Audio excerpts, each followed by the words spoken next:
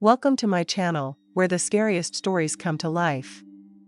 Before we dive into today's chilling tale, make sure to hit the subscribe button and turn on notifications, so you never miss a story. Now, let's get into the horror. Wedding season is always a lucrative time for me. I work for a fancy reception hall that hosts weddings nearly every Friday and Saturday from May to October. Some events are fun, while others are terrible. Since the company is small and family-owned, they eventually hired me. I'm basically a glorified handyman, helping set up weddings, assisting with wiring, and, most importantly, cleaning up afterward, especially on Friday nights when another wedding is scheduled for Saturday. I prefer small, quiet weddings since they typically require less cleanup.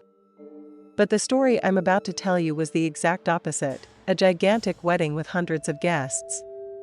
As the night went on, I could see the crowd getting more and more drunk and rambunctious. I tried to clean in the background while everyone danced and had a good time, but there was only so much I could do with a full building. I decided to take a long break and rest my eyes for a bit. I woke up 45 minutes later, realizing the wedding would end in about 20 minutes, and I could start my cleanup. I grabbed my headphones and walked from the parking lot to the building.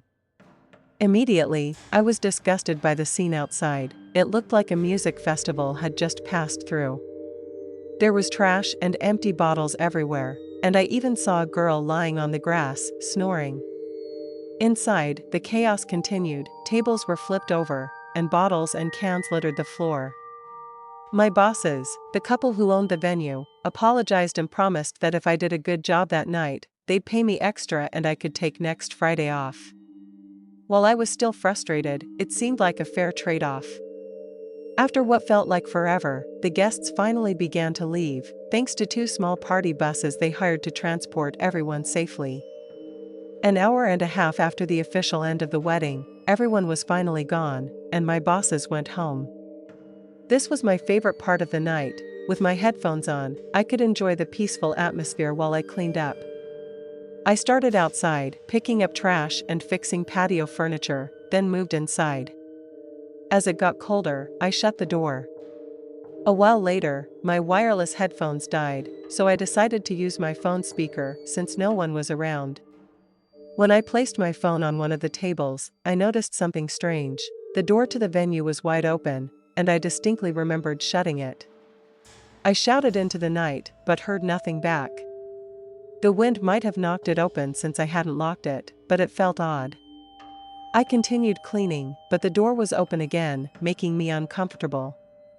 I called out the owner's name, but received no response. My rational mind told me everything was fine, so I focused on finishing up, locking the door, and leaving. After finishing, I locked the door and walked toward my car. About 30 or 40 feet from the building, I saw the lights shining through the windows. I stopped, because I knew I had turned them off. When I ran back, I found a man standing in the middle of the room. He wore suit pants and a white button-up shirt with his tie loosened, but strangely, he was barefoot. His eyes seemed half open, and he swayed back and forth, giving me a bad vibe.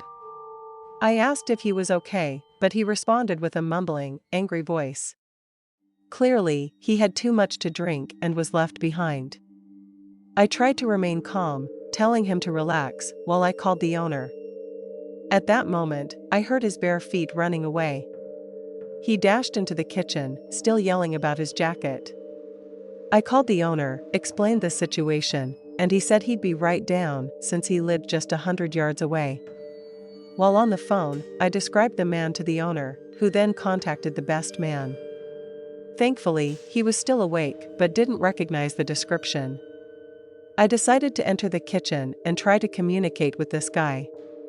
Turning on the lights, I heard the scampering of bare feet again. Suddenly, the man lunged at me with a steak knife. I barely blocked the swing and crawled out of the kitchen, my heart racing. He began beating on the door, and I could only hold it shut until my boss walked in. I screamed for him to call the police as I struggled to keep the door closed. The man continued to scream and pound on the door, occasionally mumbling about his jacket. Thank God the police arrived and apprehended him. The wedding party was contacted the next day, and to our horror, they didn't recognize the man. When they developed the pictures and scoured through them, they found only one blurry photo at the end of the night showing a group smoking cigars around a bonfire outside, with a man walking up the hill toward the venue in the background. We still have no idea where he came from or his ultimate intentions. According to my boss, he could have been a crazy person or just a drunk trying to crash the wedding for free booze. Ever since that night, I don't wear headphones so I can hear my surroundings, and I always lock the door every time I go in and out. One of my good friends from high school got married, and I was surprised to be invited, not because we had a falling out, but because we hadn't talked since graduation, which was almost 12 years ago. Initially, I considered skipping it, but the thought of reconnecting with old friends excited me.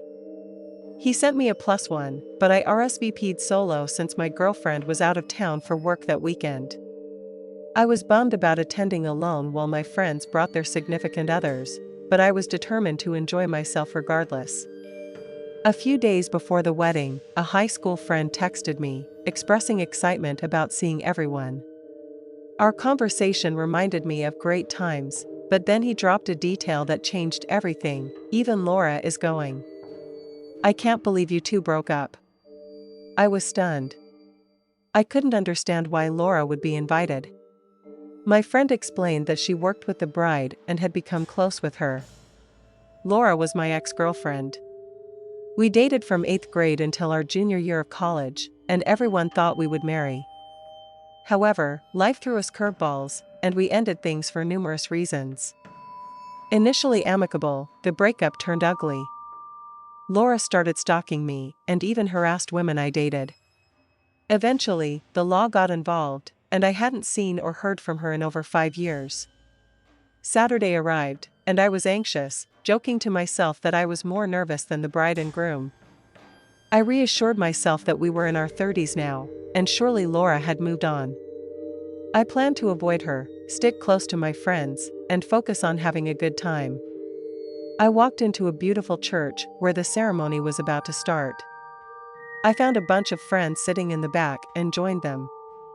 Scanning the room, I saw Laura sitting near the middle with a couple of unfamiliar girls. I hoped she was with a date, but it appeared she was alone. After the ceremony, everyone exited down the aisle behind the newlyweds.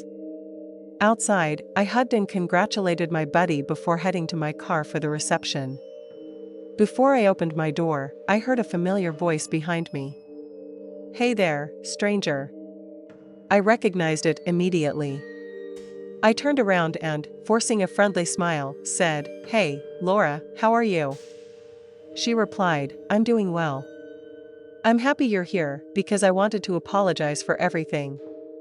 I realize the hell I caused you, and I hope you can forgive me one day. Who knows? Maybe we can be friends."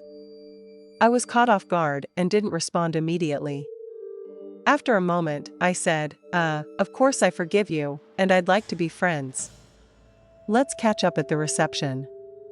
She smiled, and we parted ways. A weight lifted from my shoulders during the 20-minute drive to the reception. The party started off great, delicious food, an open bar, and fun dancing. I was having a blast with old friends, feeling like we hadn't missed a beat. I noticed Laura trying to approach me a few times, but I was always pulled into another conversation. Finally, around 9 that night, I made my way over to her. She was sitting alone, drinking a glass of wine. Immediately, I sensed something was off. She seemed to be in a worse mood than earlier, but I continued the conversation. We talked about work, life, and where we lived now, sharing just the basics. I told her I'd been with my girlfriend for 2 years, and she mentioned a string of dead-end relationships, saying she was taking time off from dating. I encouraged her, trying to keep the conversation optimistic. We talked for a while, and I felt good about it. She seemed happy when I left the table. We hugged, and I suggested grabbing coffee sometime to stay in touch. She liked the idea, and it felt good to see this side of Laura, so different from the one I'd known before. Later, we all went to a local bar about a block away from the reception, but Laura didn't join us. After a while, around 2 a.m., I walked back to my car, which was parked at the reception venue. I noticed the driver's side door was slightly ajar. This wasn't like me, but I figured I might not have shut it properly amid the chaos. I looked inside, saw everything appeared normal, and got in to drive home. Traffic was light until I turned onto my street and noticed a car following me at a distance. I pulled into my driveway, relieved when the car continued past. I felt jumpy, likely due to the open car door. Once inside, I lounged on the couch, checking emails and messages from the night when I heard a car door shut nearby. Given my elderly neighbors, this felt strange. I finished checking messages, turned off the lights, and walked to the stairs leading to my bedroom. As I passed the front door, I noticed the handle beginning to turn. My heart dropped. I had locked the door. Then I saw the deadbolt turning. Whoever was there had a key. I heard the click as the lock released, and the knob started to turn again. Panic surged through me. I rammed my shoulder into the door just as it opened, hearing a woman shriek outside. I looked through the window and saw a blonde woman running back to a blue SUV parked on the road. I immediately called the police, explaining the situation, but they seemed unresponsive. Because I hadn't seen the woman's face clearly, they were reluctant to act. They eventually went to Laura's house, where she claimed she had been sleeping for hours. Nothing was done, and my suspicions remained unaddressed. The next day, I changed the locks and installed a Ring camera at my door. It was a wild experience, and even though nothing has happened in the 2 weeks since, I don't feel safe. Knowing Laura's history, I can't imagine what she might have planned. Thanks for sticking around till the end. If you enjoyed the story, don't forget to give the video a like and leave a comment with your thoughts. And if you haven't already, hit that subscribe button and turn on notifications so you never miss a terrifying tale. See you in the next one.